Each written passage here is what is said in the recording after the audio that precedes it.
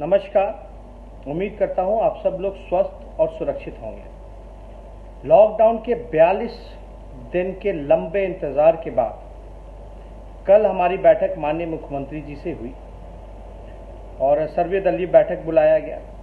इसके लिए हम धन्यवाद देते हैं।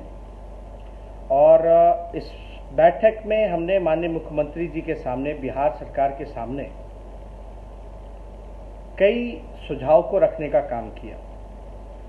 उनमें से जो सबसे महत्वपूर्ण सुझाव जो हैं, जो आप लोगों के बीच मैं साझा करना चाहता हूं, सबसे पहला कि बिहार में टेस्ट जो है वो ज़्यादा से ज़्यादा हो, बल्कि रैंडम टेस्ट होने चाहिए और आबादी के अनुपात में टेस्ट की संख्या होनी चाहिए।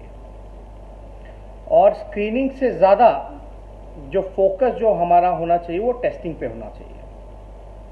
स्क्रीनिंग इसलिए क्योंकि आप लोग सब लोग को मैं बता दूं कि जो स्वस्थ दिखने में भी है उसको भी पॉजिटिव कोरोना जो केस जो है वो हो रहा है। इसलिए हमने सुझाव दिया कि स्क्रीनिंग का कोई फ़ायदा नहीं है, इसके लिए ज़्यादा से ज़्यादा टेस्ट हम लोगों को करना चाहिए। जो छोटा सा हरियाणा प्रदेश है उसकी संख्या टेस्टिंग में ज़्यादा है, लेकिन बिहार की कम है, तो इसलिए आबादी के अनुपात में ये संख्या जो है टेस्ट की वो होनी चाहिए। नंबर दूसरा, हमने बिहार सरकार से पूछा कि वेंटिलेटर्स की कितनी संख्या है, पीपीई किट्स की क्या संख्या है और केंद्र सरकार जो है आपको क्या सहयोग किया है, इसमें आप पूरा ब्यौरा आप जो है खुल करके बताइए। कितने पीपी किट्स मिले हैं, यानी डॉक्टर जो हैं कई वो उनको पीपी किट्स नहीं पहुंचे हैं, और वेंटिलेटर जो है बहुत ही ज़रूरी है इलाज के लिए। तो ये सारी जो हेल्थ इक्विपमेंट्स की जो चीज़ें हैं, सामग्रियां हैं, ये अब तक बिहार सरकार के पास वेंटिलेटर कितने हैं। उनको याद दिलाया कि विधानसभा में जब उन्होंने भाषण दिया था तो उन्होंने 100 जो है वेंटिलेटर्स की बात कही थी कि हमने हेल्थ डिपार्टमेंट को कह दिया है। और हमने ये महत्वपूर्ण भी सुझाव दिया कि दूसरे राज्य जो हैं वेंटिलेटर जो हैं या और चीज़ें जो हैं हेल्थ से रिलेटेड वो डायरेक्ट खरीदनी है तो बिहार सरकार भी खरीदे, जैसे छत्तीसगढ़ हो या केरल सरकार हो, ये डायरेक्ट ले। अब इसमें क्या उलझने हैं नहीं हैं, लेकिन बेहतर ये होगा।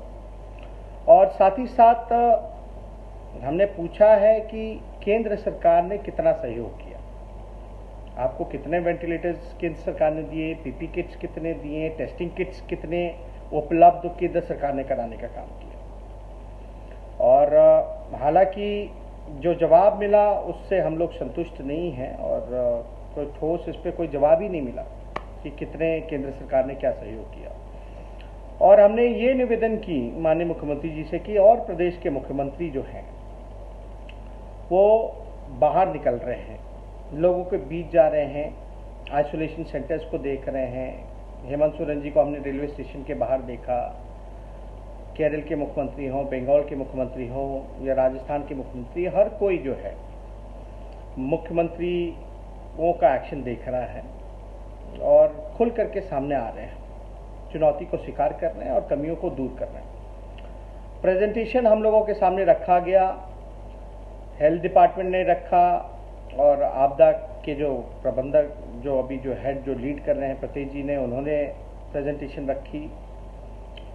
और इसलिए मुख्यमंत्री जी को हमने बोला क्योंकि जो प्रेजेंटेशन में जो आंकड़े जो दिखाए गए हैं उस पर हम लोग जो है ज़्यादा विश्वास हम नहीं करते। हमने सुझाव में भी बोला कि अधिकारी कुछ और कह रहे हैं और ज़मीन की जो रियलिटी है वो कुछ और है, हकीकत कुछ और है।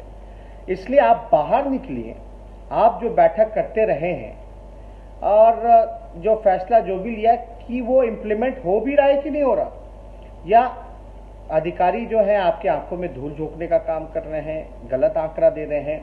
क्योंकि हमने कई बार ऐसा वीडियो देखने का काम किया है जिससे हम लोगों को शर्मिंदा होना पड़ा है और काफ़ी पीड़ा भी हुई है। ऐसे दर्दनाक वीडियोस भी हम लोगों ने देखा है और जिस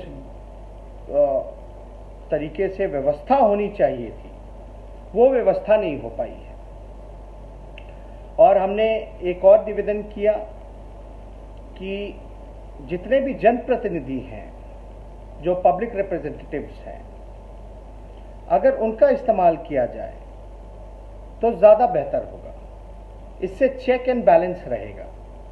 इससे अधिकारी कुछ और कहते हैं, लेकिन ग्राउंड की जो हकीकत है वो जनप्रतिनिधि ज़्यादा जानता है। विधायक उनकी जवाबदेही है और नैतिक जिम्मेदारी भी हम लोगों की बनती है, जितने भी पब्लिक रिप्रेजेंटेटिव हैं, कि लोगों के इस दुख में उनका सहयोग करें और ज़्यादा से ज़्यादा उनको मदद पहुंचाई जाए। क्योंकि अधिकारी जो है पूरी बात बताते हैं, नहीं बताते हैं, ग्राउंड रियलिटी क्या है। इसलिए जितने भी जनप्रतिनिधि हैं, खासतौर पे जो विधायक हैं, सांसद हैं, उनका भी इस्तेमाल किया जाए, देखभाल में लगाया जाए। और एक बहुत ही महत्वपूर्ण विषय जो हमने फेसबुक लाइव करके भी हमने आप लोगों से साझा किया था, एक MHA का एक नया गाइडलाइन आया है 3 मई का जो लेटर है, जिसमें भल्ला जी के ऑर्डर से निकला है कि जो बिहार के मजदूर हैं, जो घर जाना चाहते हैं, जो काम के सिलसिले से बाहर गए थे, मजदूरी करने गए थे, उनको वापस नहीं लाना है। तो हमने माननीय मुख्यमंत्री जी से कहा कि ये तो अन्याय है। जो बिहार के लोग, बिहार के मजदूर जो घर आना चाहते हैं, ये एक ऐसा गाइडलाइन है, इसमें जो है तुरंत किसी भी प्रकार से इस गाइडलाइन को जो है बदलवाया जाए।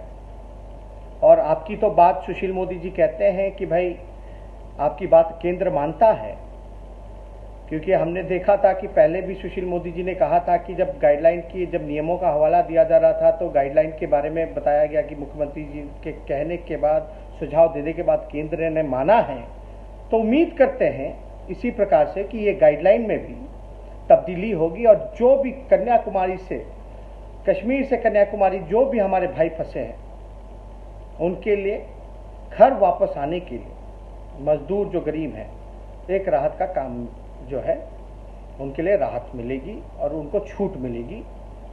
इसलिए हमने ये गाइडलाइन का भी हवाला दिया।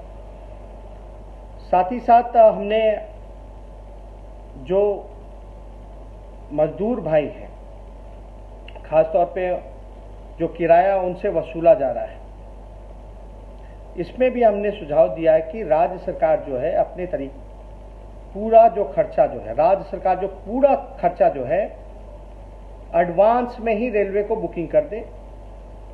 और लगभग 12,000 ट्रेनें रेलवे के पास हैं पूरे भारत में।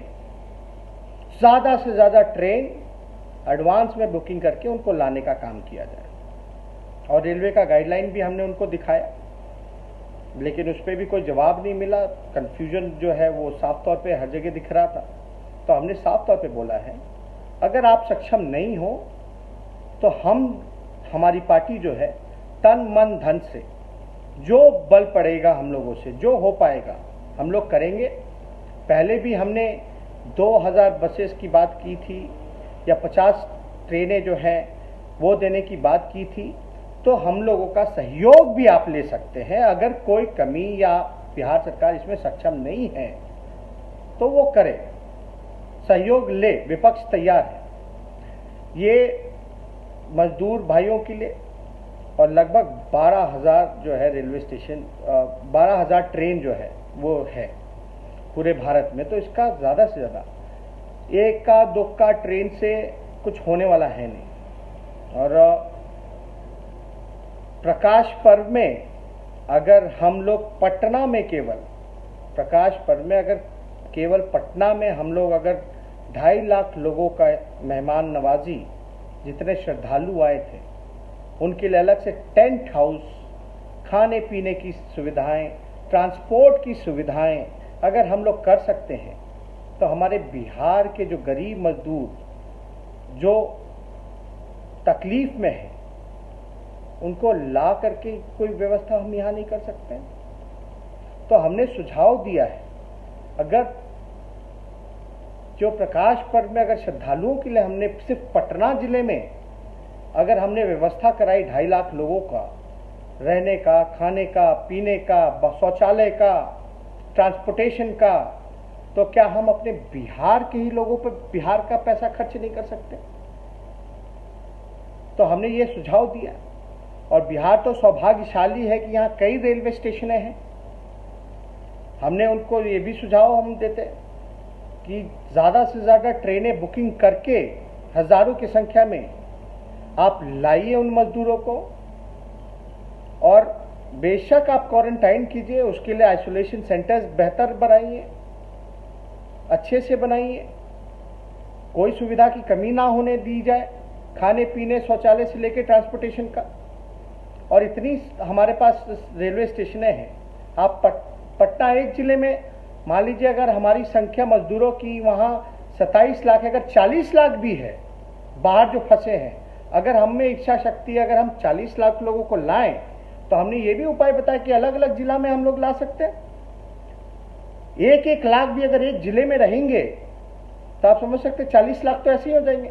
क्या एक जिले का प्रशासन 1 लाख लोगों को खाना नहीं खिला सकता, रखने की व्यवस्था नहीं कर सकता, ट्रांसपोर्टेशन की व्यवस्था नहीं कर सकता?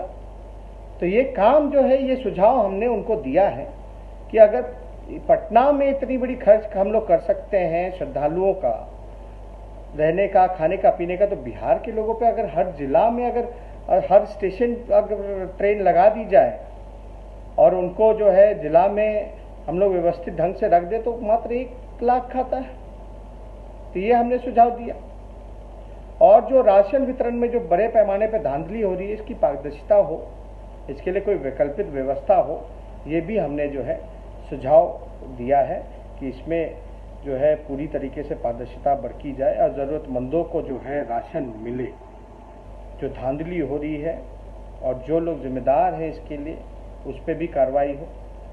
और साथ ही साथ एक बहुत ही महत्वपूर्ण, कोरोना के बाद जो आर्थिक स्थिति जो हमारे बिहार की होगी, जीडीपी, इकोनॉमी, उसके लिए एक बैकअप प्लान भी, साथ ही साथ लॉन्ग टर्म प्लान भी हम लोग बनाएं, ताकि कोरोना के बाद जो है हम लोगों को जो मार जो पड़ेगा, इकोनॉमी की जो मार पड़ेगी और जो व्यवस्था जो बिखर सा गया है, उसको सुधारने के लिए भी एक विचार किया जाए साथ ही साथ, ताकि हम उससे कैसे निपटेंगे। तो ये और भी सुझाव हम लोगों ने दिया थे, लेकिन ये कुछ जो सुझाव हैं आप लोगों के सामने हमने रखा है। बहुत बहुत धन्यवाद।